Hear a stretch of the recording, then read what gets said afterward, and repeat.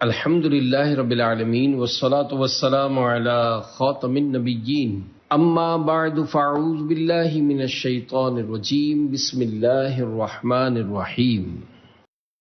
سورۃ المدثر، سورہ مدثر کا تعارف۔ مقام نزول، سورہ مدثر مکہ مکرمہ میں نازل ہوئی ہے۔ رکوع اور آیات کی تعداد، اس سورت میں 2 رکوع اور 56 آیتیں ہیں۔ مدثر نام رکھنے کی وجہ، مدثر کا معنی ہے چادر اوڑھنے والا، اور اس سورت کی پہلی آیت میں حضور اقدس علیہ الصلوۃ والسلام کو اس وصف سے مخاطب کیا گیا، اس مناسبت سے اسے سورہ مدثر کہتے ہیں۔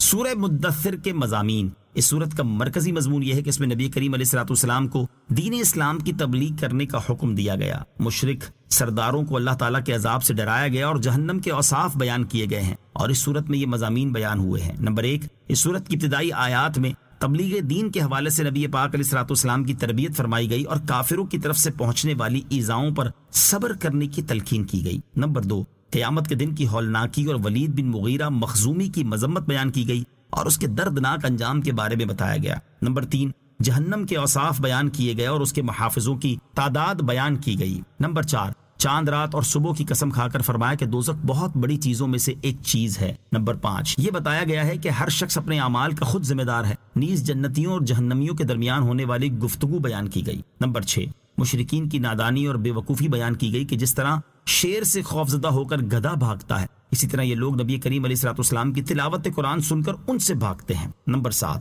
اس سورت کے آخر میں بتایا گیا کہ قرآن مجید عظیم نصیحت ہے، تو جو چاہے اس سے نصیحت حاصل کرے۔ سورہ مزمل کے ساتھ مناسبت، سورہ مدثر کی اپنے سے ماقبل سورت مزمل کے ساتھ ایک مناسبت یہ ہے کہ دونوں صورتوں کے شروع میں نبی پاک علیہ الصلوۃ والسلام کو ان کے لباس کے ایک وصف کے ساتھ ندا فرمائی گئی۔ دوسری مناسبت یہ ہے کہ سورہ مزمل کی ابتدا میں تہجد پڑھنے کا حکم دیا گیا اور اس میں اپنی ذات کی تکمیل ہے، اور سورہ مدثر کی ابتدا میں لوگوں کو اللہ تعالیٰ کے عذاب سے ڈرانے کا حکم دیا گیا اور اس میں دوسروں کی تکمیل ہے۔ بسم اللہ الرحمن الرحیم۔ ترجمہ، اللہ کے نام سے شروع جو نہایت مہربان رحمت والا ہے۔ یا ایہا المدثر قم فانذر۔ ترجمہ، اے چادر اوڑھنے والے کھڑے ہو جاؤ پھر ڈر سناؤ۔ یا ایہا المدثر، اے چادر اوڑھنے والے۔ شان نزول، حضرت جابر رضی اللہ تعالی عنہ سے مروی ہے، سرکار دو عالم صلی اللہ تعالی علیہ وآلہ وسلم نے ارشاد فرمایا، میں ہرا پہاڑ پر تھا کہ مجھے ندا کی گئی، یا محمد انک رسول اللہ۔ میں نے اپنے دائیں بائیں دیکھا تو کچھ نہ پایا، اور جب اوپر دیکھا تو ایک شخص یعنی وہی فرشتہ جس نے ندا کی تھی آسمان اور زمین کے درمیان بیٹھا ہے۔ یہ دیکھ کر مجھ پر روب طاری ہوا اور میں حضرت خدیجہ رضی اللہ تعالی عنہا کے پاس آیا اور میں نے انہیں کہا کہ مجھے چادر اڑھاؤ، انہوں نے چادر اڑھا دی۔ اس کے بعد حضرت جبرائیل علیہ الصلوۃ والسلام آئے اور انہوں نے کہا، یا ایھا المدثر، اے چادر اوڑھنے والے، قم، کھڑے ہو جاؤ۔ اس آیت کا ایک معنی یہ ہے کہ اے چادر اوڑھنے والے نبی صلی اللہ تعالی علیہ وسلم، آپ اپنی خوابگاہ سے کھڑے ہو جائیں، پھر اپنی قوم کو ایمان نہ لانے پر اللہ تعالیٰ کے عذاب سے ڈرائیں۔ دوسرا معنی یہ ہے کہ اے چادر اوڑھنے والے نبی صلی اللہ تعالی علیہ وسلم، آپ اپنی خوابگاہ سے کھڑے ہو جائیں، پھر تمام لوگوں کو ایمان نہ لانے پر اللہ تعالیٰ کے عذاب سے ڈرائیں، کیونکہ آپ تمام لوگوں کی طرف رسول بنا کر بھیجے گئے ہیں۔ وَرَبَّكَ فَكَبِّرْ وَثِيَابَكَ فَطَهِّرْ۔ ترجمہ، اور اپنے رب ہی کی بڑائی بیان کرو اور اپنے کپڑے پاک رکھو۔ وَرَبَّكَ فَكَبِّرْ، اور اپنے رب ہی کی بڑائی بیان کرو، یعنی بتوں کے پجاری اللہ تعالیٰ کی شان میں جو بکواس کرتے ہیں، آپ اس سے اللہ تعالیٰ کی عظمت اور بڑائی بیان کریں۔ مروی ہے کہ جب یہ آیت نازل ہوئی تو حضور اقدس علیہ الصلوۃ والسلام نے اللہ اکبر فرمایا۔ حضرت خدیجہ رضی اللہ تعالی عنہا نے بھی حضور انور علیہ الصلوۃ والسلام کی تکبیر سن کر تکبیر کہی اور خوش ہوئیں، اور انہیں یقین ہو گیا کہ وحی آئی ہے۔ وَثِيَابَكَ فَطَهِّرْ، اور اپنے کپڑے پاک رکھو۔ اس آیت کا ایک معنی یہ ہے کہ اے حبیب علیہ الصلوۃ والسلام، آپ اپنے کپڑے ہر طرح کی نجاست سے پاک رکھیں، کیونکہ نماز کے لیے طہارت ضروری ہے، اور نماز کے علاوہ اور حالتوں میں بھی کپڑے پاک رکھنا بہتر ہے۔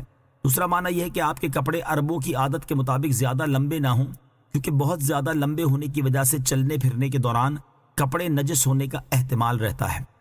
وَالرُّجْزَ فَاهْجُرْ وَلَا تَمْنُن تَسْتَكْثِرْ وَلِرَبِّكَ فَاصْبِرْ۔ ترجمہ، اور گندگی سے دور رہو اور زیادہ لینے کی خاطر کسی پر احسان نہ کرو، اور اپنے رب کے لیے ہی صبر کرتے رہو۔ والرجز فہجر، اور گندگی سے دور رہو۔ امام فخر الدین رازی رحمۃ اللہ تعالی علیہ فرماتے ہیں اس آیت میں اللہ تعالیٰ نے اپنے حبیب علیہ الصلوۃ والسلام کو پہلے کی طرح بتوں کی عبادت سے دور رہنے پر قائم رہنے کا حکم دیا ہے۔ لہذا جس طرح مسلمان کے اس قول اہدنا کا یہ معنی نہیں کہ اے اللہ ہم ہدایت پر نہیں اس لیے ہمیں ہدایت عطا فرما، بلکہ اس کا معنی یہ ہے کہ ہمیں اس ہدایت پر ثابت قدم رکھ، تو اسی طرح یہاں ہے کہ اس آیت کا یہ مطلب نہیں کہ پہلے حضور علیہ الصلوۃ والسلام بتوں کی پوجا کرتے تھے اور اب انہیں اس سے منع کیا جا رہا ہے، بلکہ اس کا مطلب یہ ہے کہ جس طرح آپ پہلے بتوں کی پوجا کرنے سے دور تھے اسی طرح ہمیشہ اس سے دور ہی رہیے۔ وَلَا تَمْنُن تَسْتَكْثِرْ، اور زیادہ لینے کی خاطر کسی پر احسان نہ کرو، یعنی اے حبیب صلی اللہ تعالیٰ علیہ وسلم آپ اپنا مال کسی کو اس نیت سے ہدیے کے طور پر نہ دینا کہ وہ آپ کو اس سے زیادہ دے گا۔ یاد رہے کہ دنیا میں تحفے اور نیوتے دینے کے معاملے میں دستور ہے کہ دینے والا یہ خیال کرتا ہے کہ جس کو میں نے دیا ہے وہ موقع آنے پر مجھے اس سے زیادہ دے گا۔ اس قسم کے نیوتے اور ہدیے شرعاً اگرچہ جائز ہیں، لیکن نبی کریم علیہ الصلوۃ والسلام کو اس سے منع فرمایا گیا، کیونکہ شان نبوت بہت ارفع و اعلیٰ ہے، اور اس منصب عالی کے لائق یہی ہے کہ رسول کریم علیہ الصلوۃ والسلام جس کو جو کچھ دیں وہ محض کرم کے طور پر ہو، اور جسے دیا اس سے لینے یا نفع حاصل کرنے کی نیت نہ ہو۔ وَلِرَبِّكَ فَاصْبِرْ، اور اپنے رب کے لیے ہی صبر کرتے رہو، یعنی اے حبیب علیہ الصلوۃ والسلام آپ اپنے رب عز و جل کی رضا کے لیے اس کی اطاعت، اس کے احکامات، اس کے ممنوعات اور ان ایذاؤں پر صبر کرتے رہیں جو دین کی خاطر آپ کو کفار کی طرف سے برداشت کرنی پڑیں۔ فَإِذَا نُقِرَ فِي النَّاقُورِ فَذَلِكَ يَوْمَئِذٍ يَوْمٌ عَسِيرٌ عَلَى الْكَافِرِينَ غَيْرُ يَسِيرٌ۔ ترجمہ، پھر جب سور میں پھونکا جائے گا تو وہ دن بڑا سخت دن ہوگا، کافروں پر آسان نہیں ہوگا۔ فَإِذَا نُقِرَ فِي النَّاقُورِ، پھر جب سور میں پھونکا جائے گا۔ سید المرسلین صلی اللہ تعالیٰ علیہ وسلم سے چند باتیں ارشاد فرمانے کے بعد یہاں سے اللہ تعالیٰ نے بدبخت کافروں کے لیے وعید بیان فرمائی ہے۔ چنانچہ اس آیت اور اس کے بعد والی 2 آیات کا خلاصہ یہ ہے کہ جب دوسری بار سور میں پھونک ماری جائے گی تو وہ دن عذاب اور برے حساب کے اعتبار سے سخت دن ہوگا، اور وہ کافروں پر آسان نہیں ہوگا، کیونکہ ان سے سخت حساب لیا جائے گا، اور ان کے اعمال نامے ان کے بائیں ہاتھوں میں دیے جائیں گے، اور ان کے چہرے سیاہ ہوں گے، اور ان کے اعضاء کلام کریں گے، اور وہ محشر میں سب لوگوں کے سامنے رسوا ہوں گے۔ اس سے معلوم ہوا کہ وہ دن اللہ تعالیٰ کے فضل سے مومنین پر آسان ہوگا۔ ذرنی ومن خلقت وحیدا وجعلت له مالا ممدودا وبنین شہودا ومہدت له تمہیدا ثم يطمع ان ازید کلا انہ کان لآیاتنا عنیدا سأرہقہ صعودا۔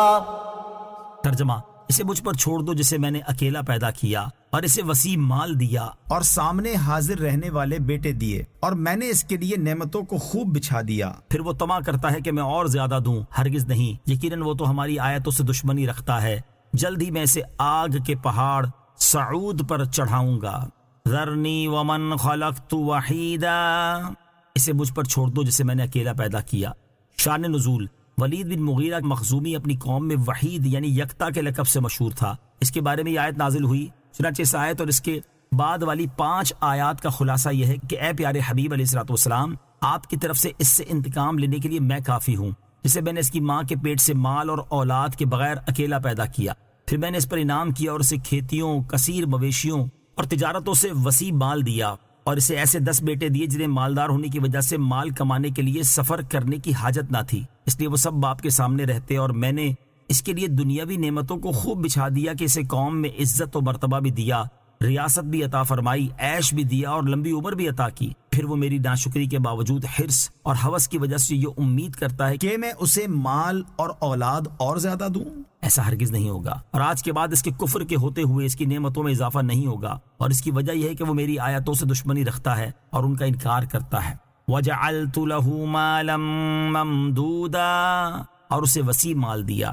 حضرت عبداللہ ابن عباس رضی اللہ تعالیٰ عنہما فرماتے ہیں ولید بن مغیرہ کے پاس 9000 مسقال یعنی تقریباً 3375 تولے چاندی تھی، اور اس کے پاس اونٹ، گھوڑے اور مویشی اتنے زیادہ تھے کہ مکے سے لے کر طائف تک کا علاقہ بھر جاتا تھا۔ اور ان کے علاوہ کثیر تعداد میں بکریاں، غلام اور لونڈیاں بھی تھیں۔ حضرت مجاہد رضی اللہ تعالیٰ عنہ سے منقول ہے کہ ولید بن مغیرہ کے پاس 1,00,000 دینار موجود تھے، اور طائف میں اس کا ایسا بڑا باغ تھا جو سال کے کسی وقت پھلوں سے خالی نہ ہوتا تھا۔ وَبَنِينَ شُهُودًا، اور سامنے حاضر رہنے والے بیٹے دیے۔ ولید بن مغیرہ کے 10 بیٹوں میں سے 3 مشرف با اسلام ہوئے، اور ان میں سے ایک اسلامی لشکروں کے مشہور سپہ سالار اور ملک شام کے فاتح حضرت خالد بن ولید رضی اللہ تعالی عنہ ہیں۔ کلا، ہرگز نہیں۔ منقول ہے کہ اس آیت کے نزول کے بعد ولید کے مال، اولاد اور عزت و مرتبے میں کمی ہونا شروع ہو گئی، یہاں تک کہ وہ بڑی ذلت و خواری کے ساتھ ہلاک ہو گیا۔ سأرہقہ صعودا، جلدی میں اسے آگ کے پہاڑ صعود پر چڑھاؤں گا۔ حضرت ابو سعید رضی اللہ تعالیٰ عنہ سے روایت ہے، نبی اکرم علیہ الصلوۃ والسلام نے ارشاد فرمایا، صعود آگ کا ایک پہاڑ ہے جس پر کافر کو 70 سال تک چڑھایا جائے گا، پھر 70 سال تک اسے اس پہاڑ سے نیچے گرایا جائے گا، اور یہ سلسلہ ہمیشہ جاری رہے گا۔ انہ فکر وقدر فقتل کیف قدر ثم قتل کیف قدر ثم نظر ثم عبس وبسر ثم ادبر واستكبر فقال ان هذا الا سحر يؤثر ان هذا الا قول البشر سأصليه سقر۔ ترجمہ، بے شک اس نے سوچا اور دل میں کوئی بات ٹھہرا لی تو اس پر لعنت ہو، اس نے کیسی بات ٹھہرائی، پھر اس پر لعنت ہو، اس نے کیسی بات ٹھہرائی، پھر نظر اٹھا کر دیکھا، پھر اس نے تیوری چڑھائی اور منہ بگاڑا، پھر پیٹھ پھیری اور تکبر کیا، پھر بولا یہ تو وہی جادو ہے جو منقول چلتا آ رہا ہے، یہ آدمی ہی کا کلام ہے، جلدی میں اسے دوزخ میں دھساؤں گا۔ انہو فکر وقدر، بے شک اس نے سوچا اور دل میں کوئی بات ٹھہرا لی۔ شان نزول، جب یہ آیت حامیم تنزیل الکتاب من اللہ العزیز العلیم نازل ہوئی اور سرکار دو عالم علیہ الصلوۃ والسلام نے مسجد میں نماز کے دوران اس کی تلاوت فرمائی تو ولید نے اس آیت کو سنا اور اپنی قوم کی مجلس میں آ کر اس نے کہا کہ خدا کی قسم، میں نے محمد صلی اللہ تعالی علیہ وسلم سے ابھی ایک کلام سنا ہے، نہ وہ کلام آدمی کا ہے اور نہ جن کا۔ خدا کی قسم اس کلام میں عجیب شیرینی، تازگی، فوائد اور دلکشی ہے، وہ کلام سب پر غالب رہے گا۔ قریش کو اس کی ان باتوں سے بہت غم ہوا اور ان میں مشہور ہو گیا کہ ولید اپنے آبائی دین سے منحرف ہو گیا ہے۔ ابو جہل نے ولید کو سمجھانے کا ذمہ لیا اور اس کے پاس آ کر بہت غمزدہ صورت بنا کر بیٹھ گیا۔ ولید نے کہا تمہیں کیا غم ہے؟ ابو جہل نے کہا غم کیسے نہ ہو، تو بوڑھا ہو گیا ہے اور قریش تیرے خرچ کے لیے روپیہ جمع کر دیں گے، انہیں خیال ہے کہ تو نے محمد صلی اللہ تعالی علیہ وسلم کے کلام کی تعریف اس لیے کی ہے کہ تجھے ان کے دسترخوانوں کا بچا ہوا کھانا مل جائے۔ اس پر اسے بہت طیش آیا اور کہنے لگا کہ کیا قریش کو میرے مال و دولت کا حال معلوم نہیں ہے، اور کیا محمد علیہ الصلوۃ والسلام اور ان کے اصحاب نے کبھی سیر ہو کر کھانا بھی کھایا ہے؟ جو ان کے دسترخوان پر کچھ بچے گا۔ پھر وہ ابو جہل کے ساتھ اٹھا اور قوم میں آ کر کہنے لگا تمہیں خیال ہے کہ محمد علیہ الصلوۃ والسلام مجنون ہیں؟ کیا تم نے ان میں کبھی دیوانگی کی کوئی بات دیکھی؟ سب نے کہا ہرگز نہیں۔ ولید کہنے لگا تم انہیں کاہن سمجھتے ہو، کیا تم نے انہیں کبھی کہانت کرتے دیکھا ہے؟ سب نے کہا ہرگز نہیں۔ ولید بولا تم انہیں شاعر گمان کرتے ہو، کیا تم نے کبھی انہیں شعر کہتے ہوئے پایا ہے؟ سب نے کہا ہرگز نہیں۔ ولید کہنے لگا تم انہیں کذاب کہتے ہو، کیا تمہارے تجربے میں ایسا ہے کہ کبھی انہوں نے جھوٹ بولا ہو؟ سب نے کہا ہرگز نہیں۔ اور قریش میں آپ علیہ الصلوۃ والسلام کی سچائی اور دیانت ایسی مشہور تھی کہ قریش آپ علیہ الصلوۃ والسلام کو امین کہا کرتے تھے۔ یہ سن کر قریش نے کہا ولید پھر بات کیا ہے؟ تو ولید سوچ کر بولا کہ بات یہ ہے کہ وہ جادوگر ہیں۔ تم نے دیکھا ہوگا کہ ان کی بدولت رشتہ دار سے اور باپ بیٹے سے جدا ہو جاتے ہیں، بس یہی جادوگر کا کام ہے، اور جو قرآن وہ پڑھتے ہیں وہ دل میں اثر کر جاتا ہے۔ اس کی وجہ یہ ہے کہ وہ جادو ہے۔ اس سے متعلق یہ آیات نازل ہوئیں، چنانچہ اس آیت اور اس کے بعد والی 8 آیات کا خلاصہ یہ ہے کہ ولید بن مغیرہ نے سوچا کہ وہ اس قرآن کے بارے میں کیا کہے جو اس نے نبی کریم علیہ الصلوۃ والسلام سے سنا۔ چنانچہ اس نے غور و فکر کر کے اپنے دل میں وہ کلام مرتب کر لیا جو اس نے قرآن کے بارے میں کہنا تھا۔ اب فرمان الہی ہوتا ہے کہ اس پر لعنت ہو، اس نے اپنے دل میں کیسی عجیب بات ٹھہرائی ہے، پھر اس پر لعنت ہو، اس نے اپنے دل میں کیسی حیرت انگیز بات ٹھہرائی ہے، پھر اس نے نظر اٹھا کر اپنی قوم کے چہروں کی طرف دیکھا، پھر اس نے کسی چیز میں غور کرنے والے کی طرح تیوری چڑھائی اور منہ بگاڑ لیا، پھر اس نے ایمان لانے سے پیٹھ پھیری اور تاجدار رسالت صلی اللہ تعالی علیہ وسلم کی اطاعت کرنے کو اپنی بڑائی کے خلاف سمجھا۔ پھر قرآن مجید کے بارے میں بولا یہ تو وہی جادو ہے جو جادوگروں سے منقول چلتا آ رہا ہے، اور یہ کسی آدمی ہی کا کلام ہے۔ یہ سن لے کہ جلد ہی اللہ عز و جل اسے دوزخ میں دھسا دے گا۔ وما ادراک ما سقر لا تبقي ولا تذر لواحة للبشر عليها 19. ترجمہ: اور تمہیں کیا معلوم کہ دوزخ کیا ہے؟ نہ باقی رہنے دے گی اور نہ چھوڑے گی، آدمی کی کھال جلا دینے والی ہے، اس پر 19 داروغہ ہیں۔ وما ادراک ما سقر، اور تمہیں کیا معلوم کہ دوزخ کیا ہے؟ اس آیت اور اس کے بعد والی 3 آیات کا خلاصہ یہ ہے کہ اے مخاطب، تمہیں کیا معلوم کہ دوزخ کیا ہے؟ وہ ایسی جگہ ہے کہ عقل اس کی شدت اور سختی کا اندازہ نہیں لگا سکتی۔ وہ نہ کسی عذاب کے مستحق کو چھوڑے گی اور نہ کسی کے جسم پر گوشت پوست کھال لگی رہنے دے گی، بلکہ عذاب کے مستحق کو گرفتار کرے گی اور گرفتار کو جلائے گی۔ اور ایسا نہیں ہوگا کہ ہلاک ہونے کے بعد معاملہ ختم ہو جائے گا، بلکہ جب اس میں داخل لوگ جل جائیں گے تو پھر ویسے ہی کر دیے جائیں گے جیسے پہلے تھے، اور جہنم پھر انہیں جلائے گی۔ وہ جہنم تو جلا کر آدمی کی کھال اتار لینے والی ہے، اور اس پر 19 فرشتے حضرت مالک علیہ السلام اور ان کے 18 ساتھی داروغہ کے طور پر مقرر ہیں۔ کفار کا سخت عذاب اور جہنم کی شدت۔ کفار کے سخت عذاب اور جہنم کی شدت کے بارے میں ایک اور مقام پر اللہ تعالی ارشاد فرماتا ہے: ان الذين كفروا بآياتنا سوف نصليهم نارا كلما نضجت جلودهم بدلناهم جلودا غيرها ليذوقوا العذاب ان الله كان عزيزا حكيما۔ ترجمہ: بے شک وہ لوگ جنہوں نے ہماری آیتوں کا انکار کیا، ان قریب ہم ان کو آگ میں داخل کریں گے۔ جب کبھی ان کی کھالیں خوب جل جائیں گی تو ہم ان کی کھالوں کو دوسری کھالوں سے بدل دیں گے کہ عذاب کا مزہ چکھ لیں۔ بے شک اللہ زبردست ہے، حکمت والا ہے۔ اور ارشاد فرمایا: اِنَّا أَعْتَدْنَا لِلظَّالِمِينَ نَارًا أَحَاطَ بِهِمْ سُرَادِقُهَا وَإِن يَسْتَغِيثُوا يُغَاثُوا بِمَاءٍ كَالْمُهْلِ يَشْوِي الْوُجُوهَ بِئْسَ الشَّرَابُ وَسَاءَتْ مُرْتَفَقًا۔ ترجمہ: بے شک ہم نے ظالموں کے لیے وہ آگ تیار کر رکھی ہے جس کی دیواریں انہیں گھیر لیں گی، اور اگر وہ پانی کے لیے فریاد کریں گے تو ان کی فریاد اس پانی سے پوری کی جائے گی جو پگھلائے ہوئے تانبے کی طرح ہوگا، جو ان کے منہ کو بھون دے گا۔ کیا ہی برا پینا اور دوزخ کیا ہی بری ٹھہرنے کی جگہ ہے۔ اللہ تعالی ہمارے ایمان کی حفاظت فرمائے اور ایمان کی حالت میں ہی ہمیں موت نصیب فرمائے، اور جہنم کے انتہائی سخت اور دردناک عذاب سے ہمیں نجات عطا فرمائے، آمین۔ وما جعلنا اصحاب النار الا ملائکہ وما جعلنا عدتهم الا فتنة للذین کفروا لیستیقن الذین اوتوا الکتاب ویزداد الذین آمنوا ایمانا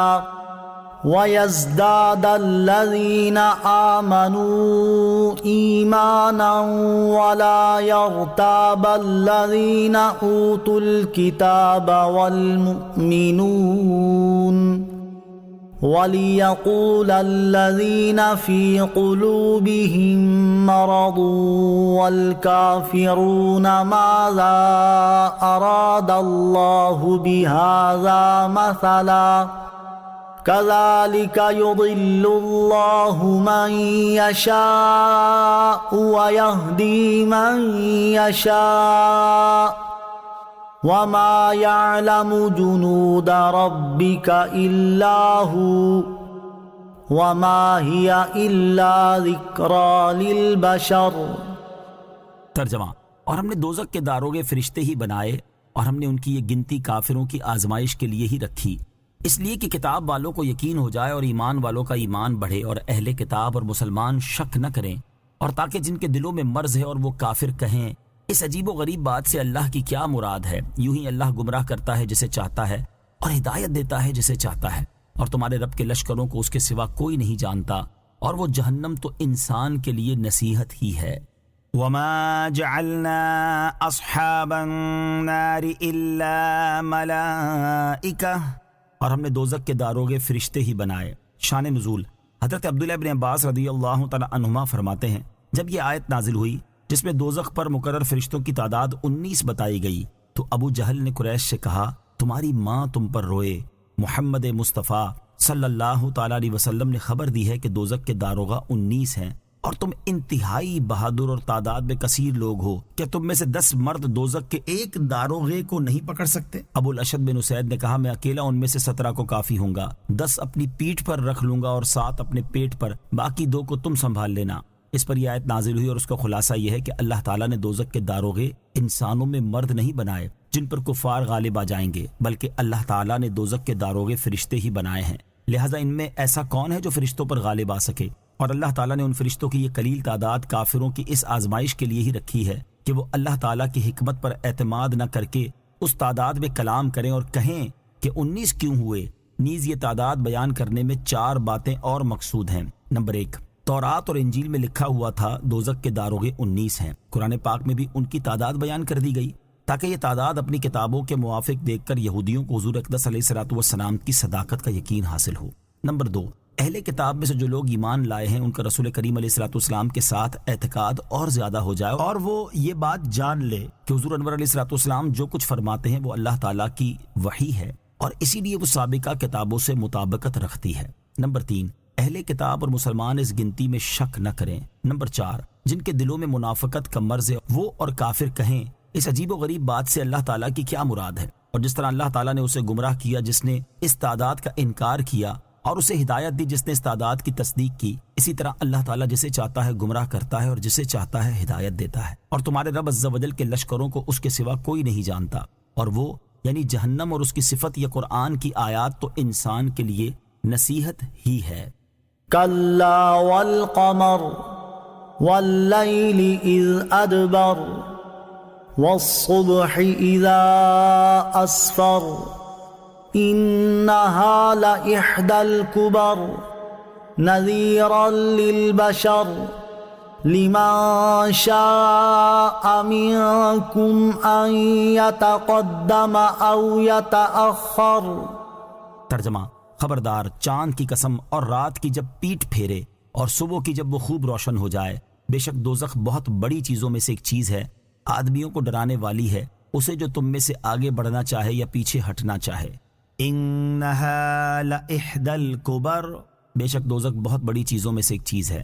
اس سے پہلے اللہ تعالیٰ نے چاند، رات اور صبح کی قسم ارشاد فرمائی کیونکہ ان میں اللہ تعالیٰ کی قدرت کے عجائبات ظاہر ہیں۔ اس کے بعد اس آیت اور اس کے بعد والی 2 آیات میں ارشاد فرمایا کہ بے شک دوزخ حضرت آدم علیہ الصلوۃ والسلام کے زمانے سے لے کر قیامت تک کے تمام گناہگار جنوں اور انسانوں کو عذاب دینے پر اللہ تعالیٰ کے قادر ہونے پر دلالت کرنے والی بہت بڑی چیزوں میں سے ایک چیز ہے، اور یہ دوزخ آدمیوں میں سے اس کو ڈرانے والی ہے جو تم میں سے ایمان لا کر بھلائی کی طرف یا جنت کی طرف آگے بڑھنا چاہے یا کفر اختیار کر کے جنت سے پیچھے ہٹنا چاہے اور جہنم کے عذاب میں گرفتار ہونا چاہے۔ اس سے معلوم ہوا کہ انسان اپنے اعمال میں مجبور محض نہیں بلکہ اسے ایک طرح کا اختیار حاصل ہے۔ کل نفس بما کسبت رہینہ الا اصحاب الیمین۔ ترجمہ، ہر جان اپنے کمائے ہوئے اعمال میں گروی رکھی ہے مگر دائیں طرف والے۔ کل نفس بما کسبت رہینہ، ہر جان اپنے کمائے ہوئے اعمال میں گروی رکھی ہے۔ اس آیت اور اس کے بعد والی آیت کا خلاصہ یہ ہے کہ جنوں اور انسانوں میں سے ہر جان اپنے کیے ہوئے اعمال کی وجہ سے ایسے قید ہے جیسے وہ چیز جسے گروی رکھا ہوا ہے، البتہ کافر دائمی طور پر اور ایمان والے عارضی طور پر قید ہیں، کیونکہ کافر جہنم کے عذاب سے کبھی نجات نہ پائیں گے، جبکہ بعض ایمان والے شروع سے ہی جہنم سے نجات پا کر جنت میں چلے جائیں گے، اور بعض اپنے گناہوں کی سزا پانے کے بعد جنت میں داخل ہوں گے۔ اس طرح ایمان والے سب کے سب نجات پا جائیں گے۔ فی جنات یتساءلون عن المجرمین ما سلککم فی سقر قالوا لم نک من المصلین ولم نک نطعم المسکین وَكُنَّا نَخُوضُ مَعَ الْخَائِضِينَ وَكُنَّا نُكَذِّبُ بِيَوْمِ الدِّينِ حَتَّى أَتَانَا الْيَقِينَ۔ ترجمہ، باغوں میں ہوں گے، وہ پوچھ رہے ہوں گے مجرموں سے کون سی چیز تمہیں دوزخ میں لے گئی، وہ کہیں گے ہم نمازیوں میں سے نہیں تھے، اور مسکین کو کھانا نہیں کھلاتے تھے اور بیہودہ فکر والوں کے ساتھ بیہودہ باتیں سوچتے تھے، اور ہم انصاف کے دن کو جھٹلاتے رہے یہاں تک کہ ہمیں موت آئی۔ فی جنات یتساءلون، باغوں میں ہوں گے، وہ پوچھ رہے ہوں گے۔ اس آیت اور اس کے بعد والی 7 آیات کا خلاصہ یہ ہے کہ ایمان والے آخرت میں باغوں میں ہوں گے، اور جب جہنم میں داخل ہونے والے مومن اس سے نکل جائیں گے تو جنتی کافروں سے ان کا حال پوچھیں گے کہ تمہیں کون سی چیز دوزخ میں لے گئی؟ وہ انہیں جواب دیتے ہوئے کہیں گے ہم دنیا میں نماز پڑھنے والوں میں سے نہیں تھے، کیونکہ ہم نماز کے فرض ہونے کا اعتقاد نہیں رکھتے تھے، اور مسلمانوں کی طرح مسکین پر صدقہ نہیں کرتے تھے، اور اللہ تعالیٰ کی آیات کے بارے میں بیہودہ فکر کرنے والوں کے ساتھ بیٹھ کر بیہودہ باتیں سوچتے تھے اور ان کے بارے میں جھوٹی باتیں بولتے تھے، اور ہم انصاف کے اس دن کو جھٹلاتے رہے جس میں اعمال کا حساب ہوگا اور ان کی جزا دی جائے گی، یہاں تک کہ ہمیں موت آئی اور ہم ان مذموم افعال کی وجہ سے ہمیشہ کے لیے جہنم میں داخل ہو گئے۔ فما تنفعهم شفاعة الشافعین، ترجمہ، تو انہیں سفارشیوں کی سفارش کام نہ دے گی۔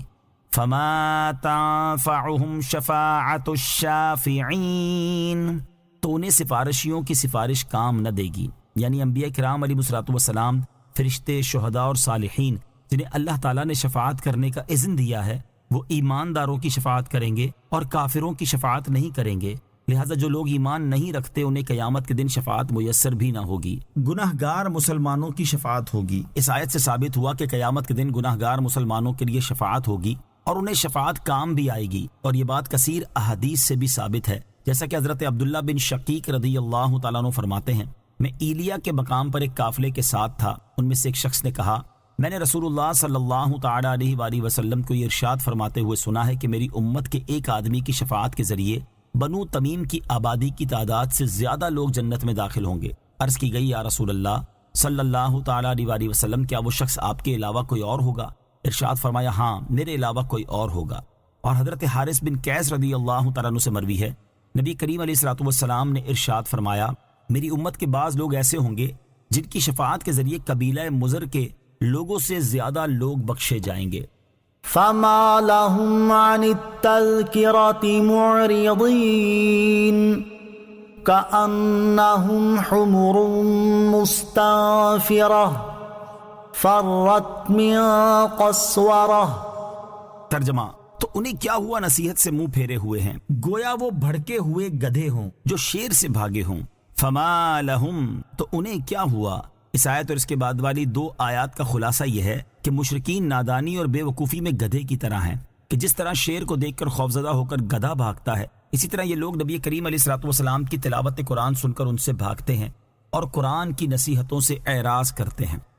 بل يريد كل امرئ منهم ان يؤتى صحفا منشرة كلا بل لا يخافون الآخرة۔ ترجمہ، بلکہ ان میں سے ہر شخص چاہتا ہے کہ اسے کھلے صحیفے ہاتھ میں دے دیے جائیں، ہرگز نہیں بلکہ وہ آخرت سے ڈرتے نہیں۔ بل یرید کل امرئ منہم، بلکہ ان میں سے ہر شخص چاہتا ہے۔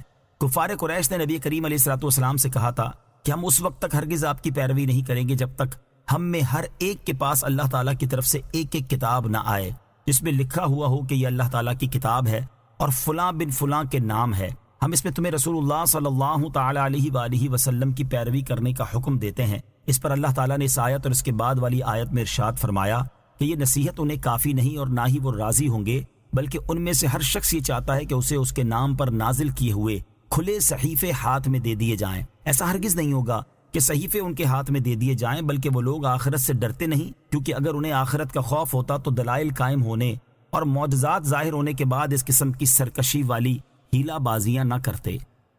کلا انہ تذکرہ فمن شاء ذکرہ وما يذكرون إلا أن يشاء الله هو أهل التقوى وأهل المغفرة۔ ترجمہ، سن لو، بے شک وہ نصیحت ہے، تو جو چاہے اس سے نصیحت حاصل کرے، اور وہ اللہ کے چاہنے سے ہی نصیحت حاصل کر سکتے ہیں، وہی لائق ہے کہ اس سے ڈرا جائے اور مغفرت فرمانے والا ہے۔ کلا، سن لو۔ اس آیت اور اس کے بعد والی 2 آیات کا خلاصہ یہ ہے کہ اے لوگو سن لو، بے شک وہ قرآن شریف عظیم نصیحت ہے، تو جو چاہے اس سے نصیحت حاصل کرے، کیونکہ اس کا فائدہ اسے ہی ہوگا، اور وہ اللہ تعالیٰ کے چاہنے سے ہی نصیحت حاصل کر سکتے ہیں۔ وہی اللہ اس لائق ہے کہ اس کے بندے اس سے ڈریں اور اس کے عذاب سے خوف زدہ ہوں، اس پر ایمان لائیں اور اس کی اطاعت کریں، اور وہی بندوں کے سابقہ کفر اور گناہوں کی مغفرت فرمانے والا ہے۔ اللہ تعالیٰ سے ڈرنے کی فضیلت حضرت انس بن مالک رضی اللہ تعالی عنہ سے روایت ہے، رسول کریم صلی اللہ تعالی علیہ وآلہ وسلم نے اس آیت ہوا اہل التقوی و اہل المغفرہ کے بارے میں ارشاد فرمایا، اللہ تعالیٰ فرماتا ہے میں اس لائق ہوں کہ مجھ سے ڈرا جائے، لہذا جو مجھ سے ڈرا اور اس نے میرے ساتھ کوئی دوسرا خدا نہ بنایا تو میں اس بات کا اہل ہوں کہ اسے بخش دوں۔ آمنت باللہ صدق اللہ العظیم۔